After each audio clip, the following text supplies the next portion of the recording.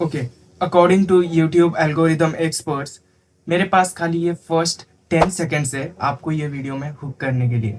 ये first 10 seconds decide करेंगे कि आप ये वीडियो पूरा देखोगे कि नहीं। तो मैं पहले ही क्लैरिफाई कर दूं, before I get in to how do I make 0 to 60,000 rupees earning just by using my Canva designs, उससे पहले मैं दो मेजर थिंग्स के बारे में बात करूंगा। वन इज कैनवा सीखे कैसे, सेकंड इज कैनवा सीखने के बाद क्लाइंट कहाँ से ढूंढे। और मैं ज़्यादा डिटेल्स में नहीं जाऊंगा, मैं सिंपल टर्म्स में आपको बताऊंगा शॉर्ट में, और ये डिटेल वीडियो नहीं रहेगा। कैनवा सीखे कैसे। कैनवा सीखने से पहले ये जान लो, एक नॉन डिज़ाइनर के लिए, एक नॉर्मल इंसान के लिए डिज़ाइनिंग को जितना इजी बनाया जा सकता है, कैनवा ने उसको कोर लेवल तक इजी बना दिया है। आपको करना क्या है, आपको बस यूट्यूब पे जाना है, कुछ ट्यूटोरियल्स देखने हैं, ओपेसिटी, पोजीशन, स्केल, ये सब टर्म सीखना है, और फिर बस एक वीक कैनवा पे प्रैक्टिस करो और आपको डिजाइनिंग में फर्क दिखना चालू हो जाएगा। आप कैनवा पे इजीली डिजाइन्स बनाना चालू कर दोगे और आपके पास presets and pre designs के पूरा खजाना होगा। कैनवा तो सीख लिया, पर अभी क्लाइंट कैसे मिलेंगे। क्लाइंट के लिए दो बातें हमेशा याद रखना। फर्स्ट, अपवर्क एंड फाइवर से दूर रहना। अपवर्क एंड फाइवर में अभी मार्केट एक्सपर्ट्स भरे पड़े हैं जिनके पास ऑलरेडी एक सॉलिड क्लाइंट बेस है। और सेकंड, अपना खुद का क्लाइंट बेस बनाओ। आपको किसी के साथ compete नहीं करना है, आपको खुद का क्लाइंट बेस बनाना है, और जिसके लिए सबसे सही प्लेटफॉर्म है लिंक्डइन।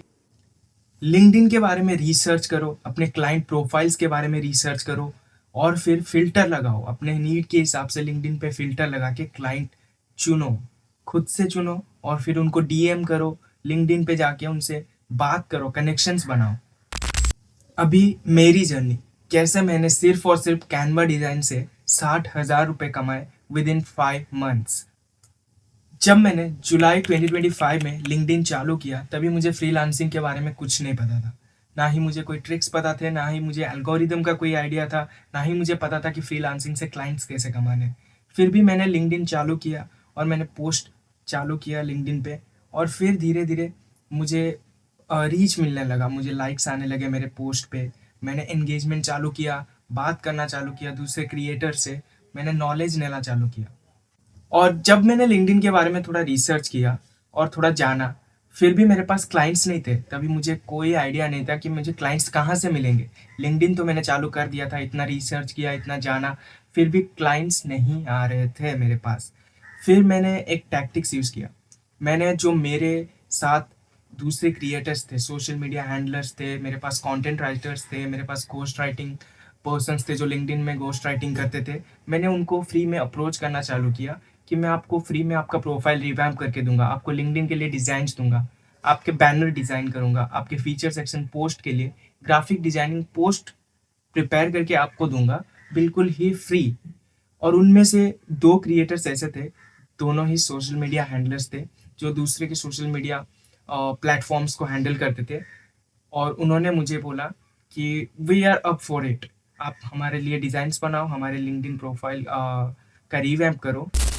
और तब मैंने किसी दूसरे के लिए फर्स्ट टाइम डिज़ाइन बना के सबमिट किया जो उनको बहुत ही पसंद आया, और उन्होंने वो प्रोफाइल बैनर अपने लिंक्डइन प्रोफाइल में अपडेट किया और उनसे मुझे रिकमेंडेशंस मिलने लगे। और फिर एक मैजिक हुआ, जिन दो लोगों के लिए मैंने फ्री में डिज़ाइंस बनाए थे, उनमें से एक ने मुझे एक ऐसा रेफरेंस दिया जो दूसरे बड़े बड़े इंस्टाग्राम इन्फ्लुएंसर के सोशल मीडिया हैंडल करती थी, और जिसको एक ग्राफिक डिज़ाइनर चाहिए था।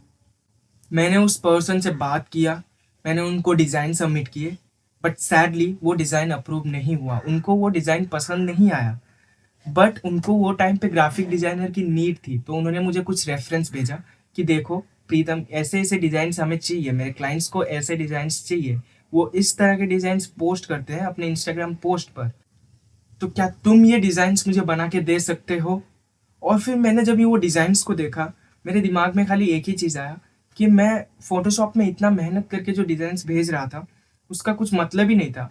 फ़ोटोशॉप डिज़ाइंस उनको पसंद ही नहीं आ रहे थे, और वो डिज़ाइंस सब कैनवा के प्रीसेट्स थे जिसमें उन्होंने खुद का कंटेंट डाला था। और टू बी ऑनेस्ट कैनवा के डिज़ाइंस, वो जो डिज़ाइंस उन्होंने मुझे भेजे थे वो बिल्कुल ही प्रीमियम दिख रहे थे और वो प्रीमियम डिज़ाइंस ही थे। और फिर क्या था, मैंने कैनवा पे लॉगिन किया, कैनवा से एक अच्छा सा प्रीमियम डिज़ाइन चूज़ किया और फिर उसमें उनका कंटेंट अपलोड किया और उनको सेंड कर दिया, जो कि उनको तो पसंद आया बट क्लाइंट से वो रिजेक्ट हो गया। तो वो प्रोजेक्ट मेरा फर्स्ट प्रोजेक्ट ही ड्रॉप हो गया था, जो क्लाइंट से रिजेक्ट हो गया था और उन्होंने फिर वो प्रोजेक्ट किसी दूसरे को दे दिया। बट स्टोरी यहाँ पे ख़त्म नहीं होती। उन्होंने 1 महीने बाद मुझे फिर अप्रोच किया कि प्रीतम, क्या तुम वीडियो एडिटिंग कर सकते हो? और मुझे तभी क्लाइंट की ज़रूरत थी, मुझे फ्रीलांसिंग करना था, मुझे क्लाइंट के टेस्टिमोनियल्स चाहिए थे। मैंने बोला बिल्कुल, मैं वीडियो एडिटिंग भी कर सकता हूँ, आप खाली मुझे कॉन्टेक्स्ट भेजो। उन्होंने जब मुझे कॉन्टेक्स्ट भेजा और जब मैंने वो वीडियो का एडिट देखा और मुझे same to same, to be honest, Canva का एक प्रीसेट मिला जिसमें खाली उन्होंने अपना वीडियो डाला था और फिर उनको सबमिट कर दिया था। मैंने बोला कि आप मुझे वीडियोस भेजो, मैं आपको एक ही दिन में पूरा वीडियो एडिट करके जैसा आपको चाहिए वैसा ही दे दूंगा। और फिर क्या, मैंने जब ये वीडियो एडिट करके उनको सबमिट किया, उनको वो वीडियो बहुत पसंद आए और वो प्रोजेक्ट के लिए उन्होंने मुझे पे भी किया। और फिर उन्होंने बोला कि हमारे पास ऐसे बहुत सारे वीडियोस है, जो अगर आप चाहो, आपके पास टाइम है तो आप एडिट करके दो, हम आपको मंथली वाइज पे कर देंगे आपके बिल के हिसाब से। और तब से मुझे कोई दूसरे क्लाइंट्स की ज़रूरत नहीं पड़ी। फिर भी मैंने वो प्रोजेक्ट करने के साथ साथ कुछ दूसरे क्लाइंट बेस ढूंढना चालू किया, कुछ ऐसे क्लाइंट्स ढूंढने चालू किए जिनको डिज़ाइन से फ़र्क पड़ता था, जिनको टूल से कोई लेना देना नहीं था कि मैं फोटोशॉप यूज़ कर रहा हूँ कि मैं कैनवा यूज़ कर रहा हूँ। उनको अपने डिज़ाइन अपने हिसाब से चाहिए थे। मैंने वही किया।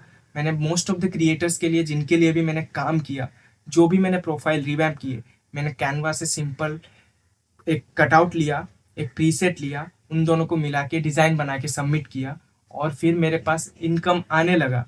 मंथली वाइज मुझे कुछ ना कुछ क्लाइंट से पे निकलने लगा और फिर उससे मैंने अपनी फर्स्ट 60,000 की अर्निंग की, जस्ट बाय कैनवा डिज़ाइंस। ना ही कोई फोटोशॉप, ना ही आफ्टर इफेक्ट्स, ना ही प्रीमियम प्रो।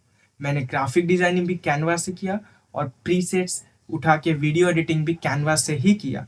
और अभी उससे मैंने रिसेंटली ही एक गूगल पिक्सल 9 परचेस किया, जिसमें आप वीडियोस देख रहे हो, जिसमें अभी वो वीडियो रिकॉर्ड हो रहा है, उसी टोटल कैनवा डिज़ाइन इनकम से। तो मैं तो बोलता हूँ, अगर आपको सीरियसली कैनवा सीखना है तो बस 1 हफ्ता कैनवा डिज़ाइन को दो, 1 हफ्ता लिंक्डइन सीखने में लगाओ और फिर आपको फ्रीलांसिंग प्रोजेक्ट्स में एंटर करना है, आपको ढूंढना है, आपको रिसर्च करना है और आपको मिलने लगेगा प्रोजेक्ट्स। अगर आप किसी चीज़ के लिए इतना मेहनत करोगे तो टू बी ऑनेस्ट आपको वो मिलेगा, आपको क्लाइंट, अपना क्लाइंट बेस मिलेगा, आपको धीरे धीरे इनकम आने लगेगी और फिर आपका मोटिवेशन इतना हाई होगा कि आप इम्प्रूव खुद से ही करने लगोगे। पहले इनिशियली आपको उतना टाइम तो देना ही पड़ेगा।